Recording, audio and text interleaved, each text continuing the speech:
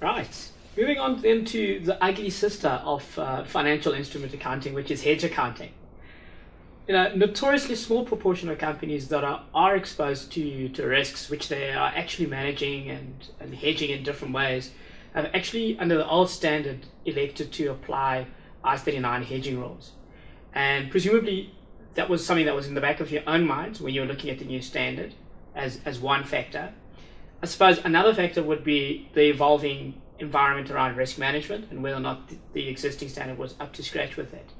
So as you take us through the overall approach to hedge accounting under IFRS 9, could you also comment on whether or not you think the new proposals will make it more likely that businesses that are in a position to apply hedge accounting will actually opt to do that, and whether or not that's something the ISB has a view towards either being positive or for it, or fairly neutral in their views? So 39 had a very rule-based approach to hedge accounting, and in fact I think it's probably not unfair to say a very artificial approach to hedge accounting. Hedge accounting didn't necessarily reflect the activity you were trying to engage in, and instead to an extent reflected your ability to try and take some volatility out of your income statement.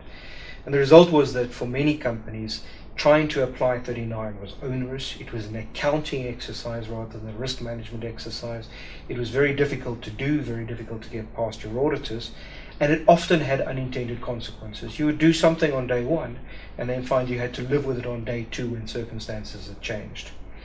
The approach we've taken with IFRS 9 is to actually try and reflect the underlying business activity, your comment about the risk management activity. By reflecting the underlying activity, what we're doing is we're actually changing the accounting to say this is something, the accounting now explains a business activity.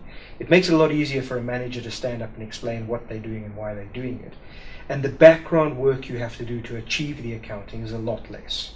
There's a lot less documentation involved, a lot less artificiality, a lot less chartered accountants that you have to involve in the process. To the point of whether or not we think that this will result in more people using it, I think it plays into one interesting question. For many companies that have used hedge accounting, have used hedge activities in the past, but not used hedge accounting, they've accepted and lived with the volatility on their income statement, and they found that they can now explain that volatility. That's given them a little bit of comfort. They're comfortable that they can now talk to it, they understand it. The users of their financial statements understand what the background to that is. It also suggests that it's probably not kind of earth-shattering amounts that are moving around in that space for those companies. I think for them, at least initially, a lot of them might decide to do nothing, not to adopt hedge accounting now, because why add complication when everybody already understands where you are right now? I suspect what will happen over time, though, is that you'll have first-time adopters, people who pick up in that particular industry and decide, well, hang on a second, this isn't as hard as it used to be. It does reflect the way we manage the business, and it might be easier to explain if we use hedge accounting. I think as one adopter picks it up in a particular industry, it's going to put quite a lot of pressure on others to think about the same.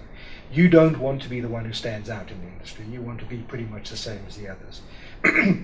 So my suspicion here is that the adoption of the hedge accounting, certainly in the non-financial institutions, will happen over a period of time as people pick up, as it becomes a flavor, as people become more comfortable with using it and understand how it works. I don't expect a big bang approach where everybody suddenly changes.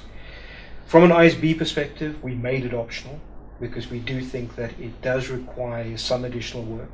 We do think that there is some merit in just putting it all out there and letting people understand what's happening and living with the volatility. So we're comfortable to leave it like that. A couple of years' time, we come back, we do a post-implementation review. We'll probably take a view on how many people are using it. And at that point, we may decide to make it mandatory.